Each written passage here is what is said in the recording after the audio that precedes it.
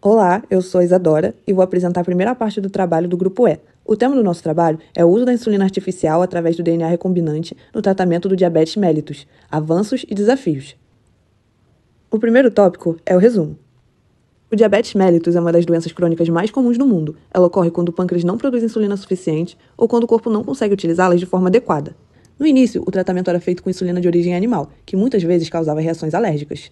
A insulina é um hormônio essencial para o controle da glicose no sangue. Sem ela, o organismo não consegue equilibrar os níveis de açúcar, o que pode causar diversas complicações de saúde. Com o avanço da biotecnologia, foi criada a técnica do DNA recombinante, que permitiu produzir insulina humana sintética a partir da bactéria Escherichia coli, geneticamente modificada. Essa descoberta revolucionou o tratamento do diabetes, tornando mais seguro e eficiente. Apesar dos grandes avanços, ainda existem grandes desafios, como o alto custo e a falta de acesso universal à insulina. Mesmo assim, essa inovação representa um dos maiores marcos da biotecnologia moderna, melhorando a qualidade de vida de milhões de pessoas. Tópico 2. Introdução.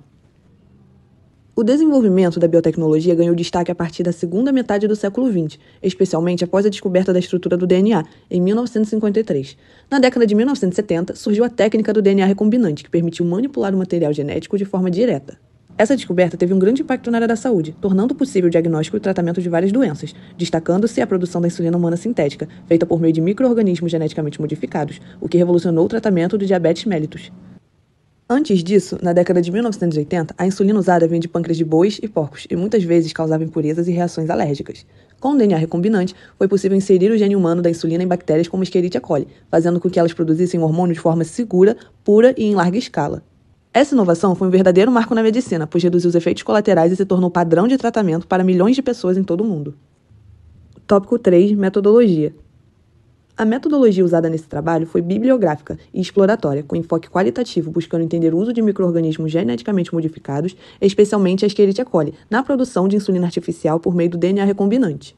As pesquisas foram feitas nas bases Google Acadêmico e PubMed, com palavras-chave como insulina artificial, DNA recombinante e E.coli modificada. Durante a busca, os termos foram ajustados para incluir estudos mais específicos sobre biofármacos recombinantes no tratamento do diabetes. Foram selecionados artigos e revisões recentes das últimas 2 décadas, em português e inglês, avaliando a relevância e confiabilidade das fontes, com base na pergunta: como a produção de insulina por DNA recombinante contribui para o tratamento do diabetes? Por fim, organizamos as informações sobre os avanços, benefícios terapêuticos e limitações da produção da insulina recombinante. Bom dia, meu nome é João Vitor e eu vou dar seguimento na parte do desenvolvimento. Eu vou começar a falar sobre a diabetes mellitus, aspectos gerais e tratamento.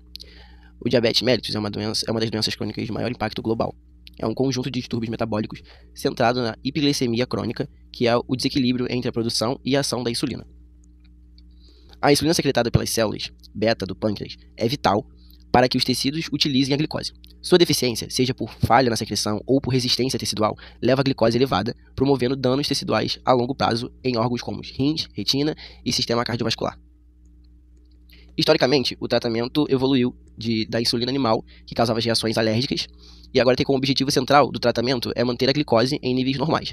Mas para que isso seja eficaz também, é necessário que o paciente tenha uma vida saudável, incluindo dietas equilibradas, práticas regulares de exercícios físicos, além do uso de medicamentos. DNA recombinante é a síntese de proteínas. A produção de insulina humana, segura e em grande escala, foi viabilizada pela tecnologia do DNA recombinante. Essa técnica, que permite a manipulação do material genético, revolucionou a biotecnologia farmacêutica. O processo de síntese de proteínas recombinantes é um ciclo preciso. Começa com o isolamento do gene de interesse, que codifica a insulina humana. Esse gene é, então, inserido em um vetor de expressão, tipicamente um plasmídio bacteriano. O vetor é introduzido em uma célula hospedeira, que passa a funcionar como uma fábrica biológica. E depois o DNA recombinante é transcrito e traduzido, produzindo a proteína. No entanto, como outras técnicas, essa também possui desafios, como, por exemplo, alto custo de purificação, estresse metabólico do hospedeiro, desenvolvimento de vetores otimizados, entre outros. Escherichia coli, biologia, metabolismo, virulência e aplicações biotecnológicas.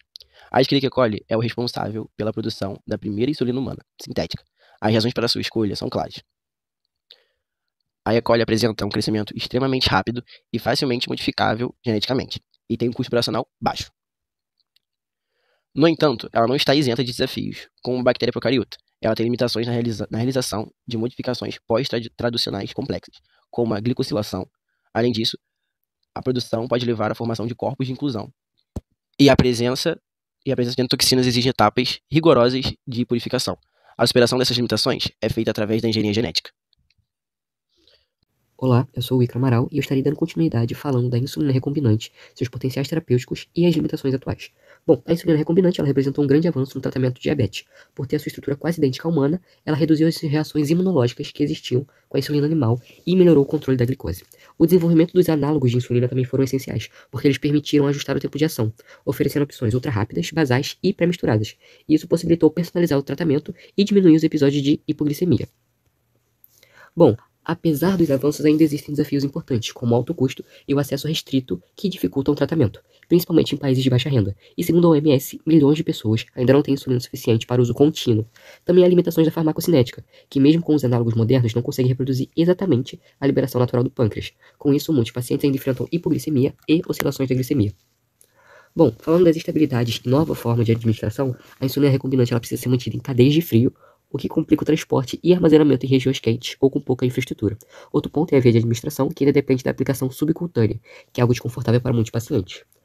Pesquisas buscam alternativas, como insulina oral ou inalável, mas elas ainda enfrentam desafios de biodisponibilidade, custo e estabilidade. Bom, em resumo, a insulina recombinante revolucionou o tratamento de diabetes, tornando-o mais seguro e eficaz. Mesmo assim, persistem os desafios, mas o foco atual das pesquisas é criar formulações mais estáveis, acessíveis e que imitem melhor a insulina natural, tornando o tratamento cada vez mais eficiente e fisiológico. Dissertando agora sobre os impactos clínicos e psicossociais do uso de insulina recombinante em pacientes com a diabetes mellitus, a insulina recombinante ela trouxe grande avanço no diabetes, permitindo o controle mais eficiente da glicose, como dito anteriormente, e reduzindo complicações como neuropatia e nefropatia. Ela também vai melhorar sintomas como a fadiga e sede, aumentando o bem-estar e a qualidade de vida do paciente. Os análogos de ação rápida e prolongada oferecem flexibilidade e autonomia para o paciente, permitindo que o tratamento se adapte ao estilo de vida. Isso aumenta a adesão, reduz a ansiedade e fortalece a confiança e o autocontrole. Bom, desafios do tratamento. O medo da hipoglicemia, a necessidade de várias injeções e o uso de dispositivos ainda geram cansaço emocional e afetam a satisfação com o tratamento das pessoas com diabetes. Muitos pacientes eles se sentem vulneráveis e dependentes, e o custo dos insumos pode ser um obstáculo também. Por isso, integrar tratamento médico, suporte psicológico e educação é essencial para melhorar a autonomia e a qualidade de vida. Em conclusão, a pesquisa do Grupo E, nós temos que o avanço da biotecnologia, especialmente com o DNA recombinante, marcou uma revolução no tratamento do diabetes mellitus. Graças à integração entre biologia molecular, microbiologia e engenharia genética, foi possível usar a Escherichia coli para produzir a insulina humana em laboratório. Essa transição da insulina animal para recombinante trouxe maior pureza, segurança e eficácia, além de possibilitar novos tipos de insulina de ação rápida e prolongada. Mesmo assim, ainda enfrentamos desafios como o alto custo, o risco de hipoglicemia e o acesso limitado em alguns países. Bom, apesar dos grandes avanços, é importante considerar o lado humano do tratamento. Muitos pacientes ainda sentem medo da hipoglicemia e sofrem com os custos e a rotina de aplicação. Por isso, o cuidado com o diabetes deve incluir também suporte psicológico, educação em saúde e políticas de acesso. Em resumo, a insulina recombinante mostra como a ciência e a medicina podem transformar vidas, mas o próximo passo é garantir que esses benefícios cheguem a todos com segurança, eficácia e qualidade de vida. Muito obrigado.